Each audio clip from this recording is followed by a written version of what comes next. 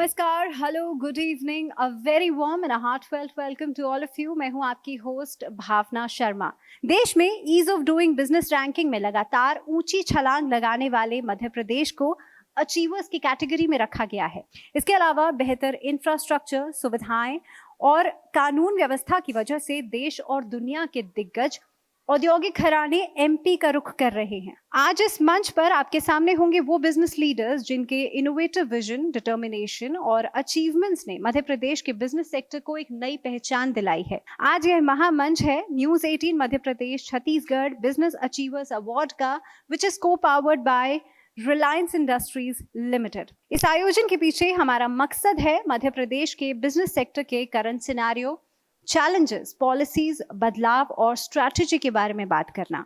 आज इस मंच पर बतौर मुख्य अतिथि मध्य प्रदेश के माननीय गृह मंत्री डॉक्टर नरोत्तम मिश्रा जी प्रदेश सरकार की बिजनेस पॉलिसी और प्लान्स की जानकारी हमारे साथ साझा करेंगे।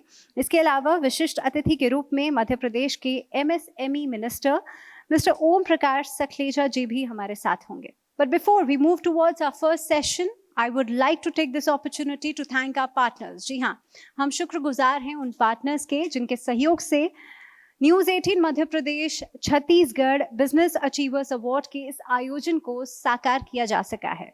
हमारे सहयोगी हैं LNCT university, Sardar Patel university, Shri Rawatpura Sarkar institutions Datia, Lazeez Hakim Technogaze, dietitian Poonam Sagar, Shriji international public school, Saluja eye care, Khadyot natural private limited, sports world, Sardar Patel group of colleges, Sai Shri marriage garden Dhamnod, Pratham homeopathic centre, Ludhiana agro sales Bhopal, Arihant marketing and consultant India. आप सभी का तहे दिल से शुक्रिया अदा करते हैं।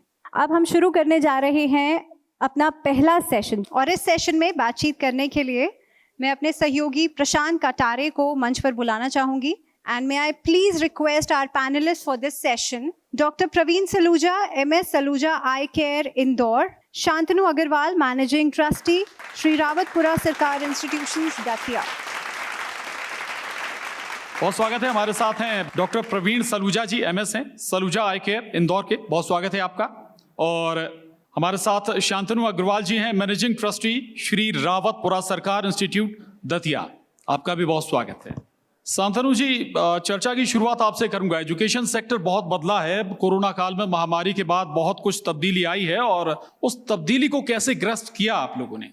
एजुकेशन सेक्टर के में कोविड से बहुत नुकसान हुआ वैसे तो, लेकिन जो फ़ायदा हुआ वो टेक्नोलॉजिकली वाइज हुआ, जो शायद टेक्नोलॉजी हम अगले 5 या 7 साल में देखते हैं, ऑनलाइन क्लासेस की और घर बैठ के क्लास पढ़ने की, वो आज की डेट में पहले ही गांव तक पहुंच गई। ये चेंज आया है।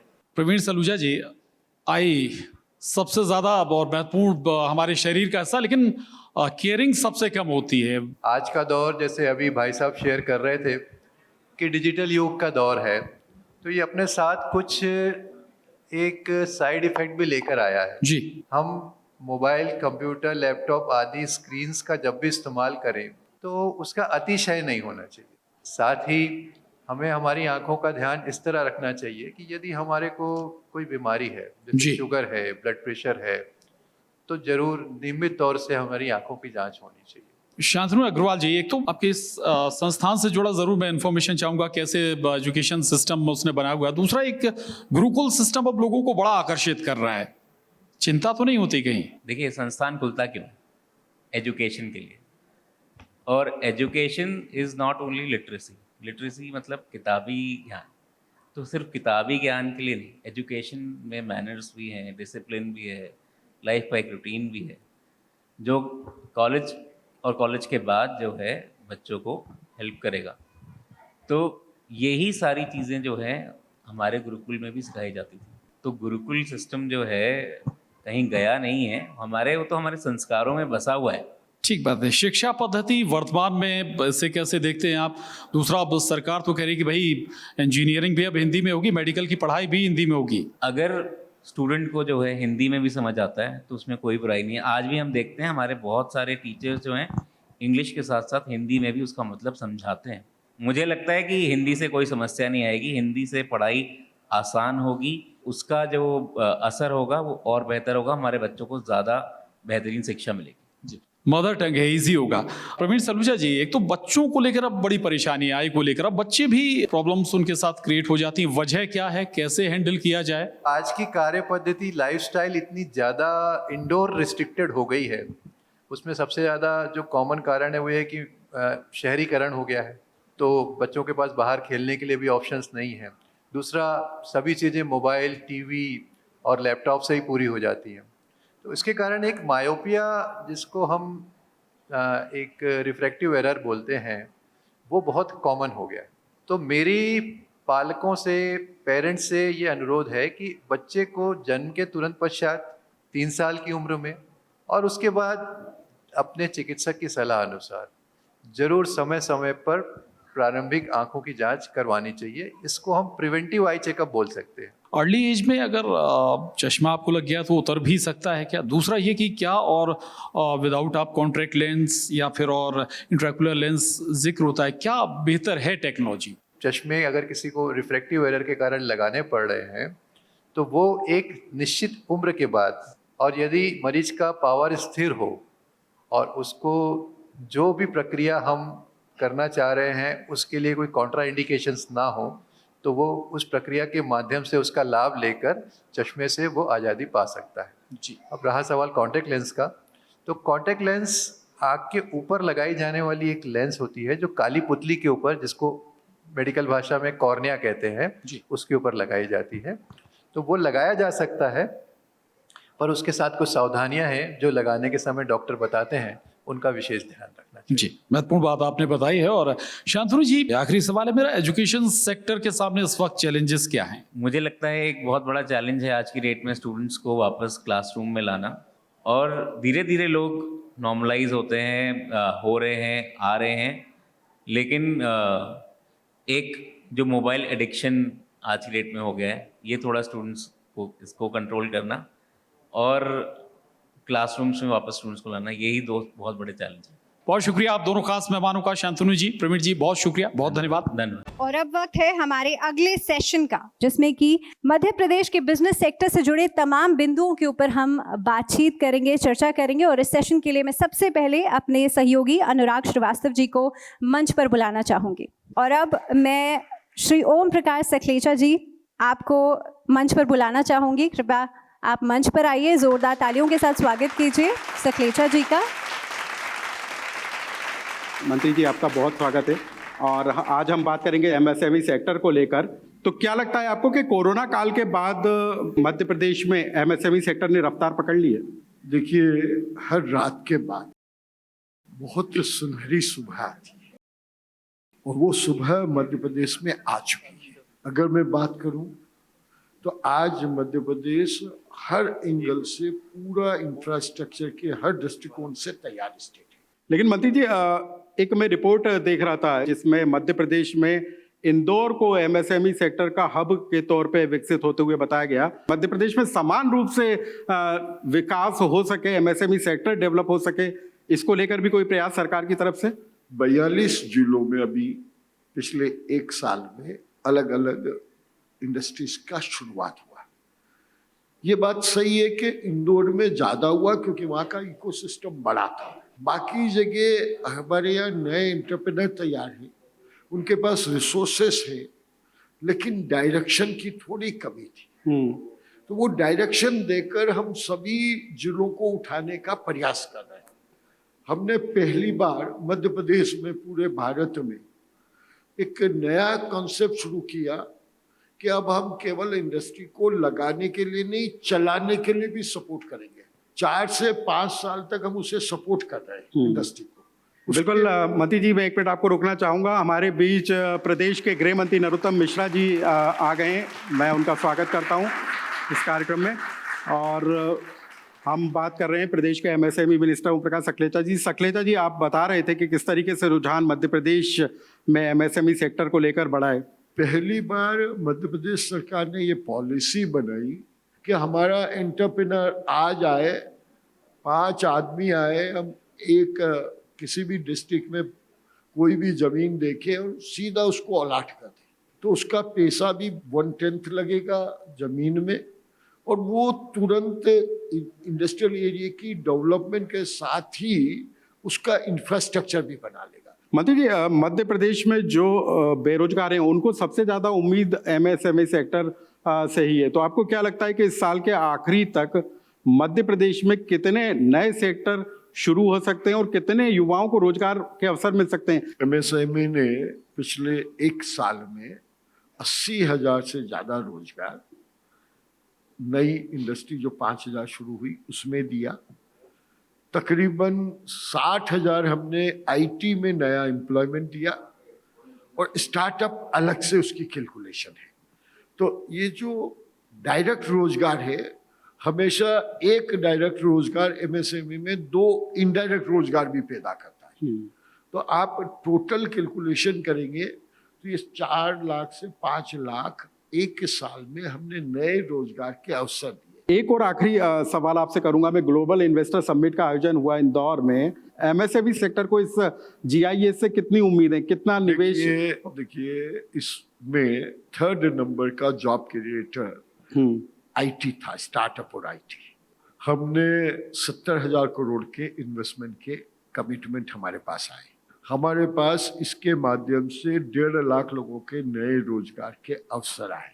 लेकिन एमएसएमई का भी कॉन्क्लेव हम बहुत जल्दी भोपाल में करने वाले हैं, जिसमें हम एक साथ, कोशिश हमारी रहेगी कि कम से कम 50 जिलों में एक साथ हमारी कुछ इंडस्ट्रीज और चालू हो, ताकि लोगों को रोजगार के लिए पलायन ना करना पड़े। कोशिश करेंगे कि एमएसएमई के माध्यम से उसको बहुत कंट्रोल करें। मंत्री जी बहुत बहुत धन्यवाद, आपने हमारे साथ चर्चा की। वो घड़ी आ गई है जिसका हम सबको बेसब्री से इंतजार था। हमारे बीच पधार चुके हैं इस कार्यक्रम के चीफ गेस्ट, मध्य प्रदेश के माननीय गृह मंत्री डॉक्टर नरोत्तम मिश्रा जी। मैं स्वागत करना चाहूंगी जोरदार तालियों के साथ।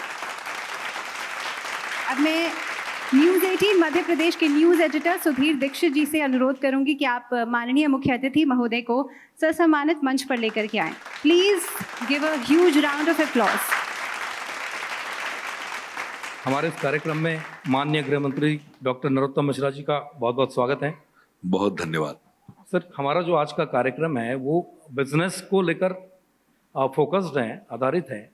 मध्य प्रदेश में व्यापार के लिए कितना सुरक्षित है मध्य प्रदेश, कितना आसान है? मध्य प्रदेश कितना सुरक्षित है ये तो आप देख रहे होंगे। व्यापार की दृष्टि से भी आप मध्य प्रदेश के चारों कोनों को देख लें। मैं लगभग पूर्व में भी ये बात कह चुका हूँ कि एक समय था जब हमारा ग्वालियर, चंबल, बिंद, बुंदेलखंड ऐसा था कि यहाँ पर डाकू राज था, जंगल राज था।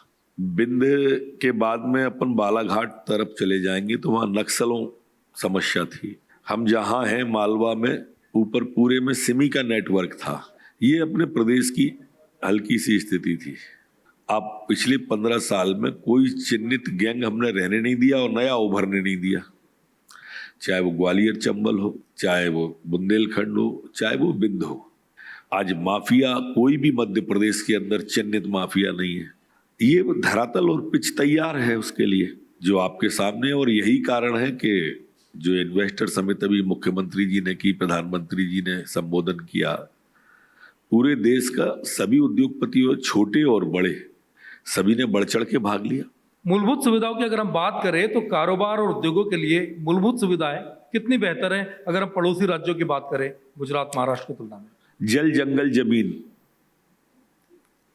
बिजली, पानी, सड़क, ये जो शुरुआती आवश्यकताएं हैं वो भी आप पिछले 15 साल की देख सकते हैं। पहले बिजली कभी कभी आती थी, अब बिजली कभी कभी जाती है। हमने गांव का फीडर अलग कर दिया। पानी की माँ नर्मदा हमारे यहाँ पर है, चंबल है, सिंध है, बेतवा हमारे यहाँ पर है। तो नदियों में पानी और इनका ठीक रूप से बांधों का बनना वो भी जारू है। अब तो बुंदेलखंड में बहुत बड़ा बांध भी मंजूर हो गया है, उसका काम चालू होने वाला है। तो पानी की दिक्कत नहीं है, बिजली की दिक्कत नहीं है, जमीन की दिक्कत नहीं है। तो जो जरूरत, शुरुआती जरूरत है, मुख्यमंत्री खुद कह चुके मैं सीओ बन के काम करूंगा। मैं समझता हूँ वातावरण है। अभी इंदौर में जो ग्लोबल इन्वेस्टर समिट हुई है उसमें कई तरह के वादे हुए, समझौते हुए। विपक्ष कहता है कि ये चुनावी साल है इसलिए चल रहा है। क्या चुनाव पे असर देखते हैं कुछ इसका? नहीं, चुनावी साल नहीं थी तो विपक्ष ने बनाया था ना उद्योगपति को मंत्री मध्य प्रदेश का। हम पे सवाल उठाने से अच्छा वो बता दें अपनी उपलब्धि के, देखो मैं उद्योगपति था तो मैं इतने उद्योग लेके आया था, मेरे बड़े बड़े उद्योगपतियों से संबंध थे, संपर्क थे, मित्र थे, तो ये उद्योग लगवा दिए और इतने रोजगार दिलवा दिए मैंने। उनको बताना चाहिए। सामने वाले पे एक उंगली उठाते हैं तो तीन हमारी तरफ भी आ जाती हैं। तो अपनी उपलब्धियों पे बात करें ना विपक्ष, क्यों नहीं बात करते अपनी उपलब्धियों पे? आपको राजनीति में संकट मोचक भी कहा जाता है। 2023 का चुनाव सर पर है। डॉक्टर नरोत्तम मिश्रा किस भूमिका में नजर आ सकते? कोई भूमिका बदली हुई दिख सकती है? जो पिछले चुनाव में थी वो इस चुनाव में है। संकट मोचक, यहाँ संकट आते ही नहीं भाजपा पे, तो मोचन की जरूरत कहां से आ गई? देखो, बहुत अनुभव के साथ मुख्यमंत्री शिवराज सिंह जी चौहान बैठे हैं। आज मध्य प्रदेश में इससे अधिक समय तक कोई मुख्यमंत्री रहा नहीं है, एक रिकॉर्ड है उनका। और कुछ तो करते होंगे ना जब जनता बहुमत देती है। हमेशा आप राहुल गांधी पर बहुत चुटीली टिप्पणियां करते हैं, दिग्विजय सिंह पर सवाल उठाते हैं, कमलनाथ जी पर सवाल उठाते हैं। सियासत क्या कहती है? आपकी सियासत क्या कहती है? कुछ टारगेट है? देखो, कभी कभी क्या है, मन आहत जब होता है तब ये चीजें निकलती है। सबने दिग्विजय सिंह का बयान सुना होगा। उनने पुलवामा पर सवाल उठा दिए, सेना पे सवाल उठा दिए। अब कश्मीर में सेना है हमारी, माइनस टेम्परेचर में काम कर रही है। कभी उनकी तारीफ में भी दो शब्द कहो। आप हमेशा उस तरह के सवाल अगर दिग्विजय सिंह जी उठाएंगे जो सेना का मनोबल तोड़ेंगे, जो देश का मनोबल तोड़ेंगे, जो देश के स्वाभिमान और सम्मान पर उंगली उठेगी, जब प्रश्न इन पर उठेंगे तो बोलना मजबूरी होता है। हमारे देश ने सबसे पहले विश्व के अंदर वैक्सीन बनाई, आपने वैक्सीन पर सवाल उठा दिए। वैक्सीन पर कहने लगे ये भाजपा की वैक्सीन है। मैंने उस समय कहा कि ये कोरोना की वैक्सीन है। भाजपा की वैक्सीन 2023 में लगेगी, उसका असर 5 साल रहेगा। मैंने उस समय भी कहा था। आप इसको चुटीला कह लो, लेकिन वैक्सीन पर सवाल नहीं उठना चाहिए। एक आखिरी सवाल, आप मध्य प्रदेश के गृह मंत्री होने के साथ साथ कानून मंत्री भी हैं। पुलिस कमिश्नर सिस्टम को 1 साल पूरा हो चुका है, इंदौर और भोपाल में लागू हुआ था। आप इसको कितना सफल मानते हैं? मैं पूरी तरह से सफल मानता हूं इसको। जिस तरह से हम एक रात में हजारों में वारंट तामील करा के अरेस्ट कर लेते हैं, जिस तरह से इंदौर और भोपाल में हमारी को सफलता मिल रही है, तो ये निश्चित रूप से समीक्षा का विषय है। जब माननीय मुख्यमंत्री जी बैठेंगे और समीक्षा करेंगे तो इस पे आगे विचार होगा। यह है मध्य प्रदेश के गृह मंत्री डॉक्टर नरोत्तम मिश्रा जी। उन्होंने हर उस सवाल का बेबाकी से जवाब दिया जिसको आप जानना चाहते हैं। तो बहुत बहुत धन्यवाद। नरोत्तम मिश्रा जी, मैं आपसे अनुरोध करना चाहूंगी, आप कृपया मंच पर रहिए क्योंकि हम अपने बिजनेस अचीवर्स को सम्मानित करेंगे। मैं सबसे पहले स्टेज पर बुलाना चाहूंगी जय नारायण चौक से, ये चांसलर हैं LNCT यूनिवर्सिटी। अगला स्टेज पर बुलाना चाहूंगी दिवाकर सिंह जी, चांसलर हैं Sardar Patel university, fastest rising private university in Madhya Pradesh. और बिजनेस अचीवर्स की लिस्ट में अगला नाम है शांतनु अग्रवाल जी का। ये मैनेजिंग ट्रस्टी हैं Shri Rawatpura Sarkar institutions, fastest growing institute of Gwalior Chambal division. अगला नाम है Mohammad Hussain, director Lazeez Hakim, leading restaurant in Indian tradition cuisine in Bhopal. और बिजनेस अचीवर्स की लिस्ट में अगला नाम है Devendra Gaur, MD, and Shivam Singh, project manager Technogaze, leading digital marketing company of central India. Dietitian Poonam Sagar, online diet consultancy director and nutritionist, most progressive entrepreneur of Madhya Pradesh. अगला नाम है Malkan Singh Patel, director Shriji international public school, fastest growing school in Madhya Pradesh. और business achievers की list में अगला नाम है doctor Praveen Saluja and doctor Nidhi Saluja. Saluja eye care, most promising eye hospital in central India. इसके अलावा हमारे जितने भी बिजनेस स्पॉन्सर्स हैं, जितने भी बिजनेस वर्ल्ड के दिग्गज हैं, उन सभी को हमारे न्यूज़ 18 परिवार की तरफ से बहुत बहुत मुबारक। Congratulations to all of you. And here's me, Bhavna, your host, signing off today.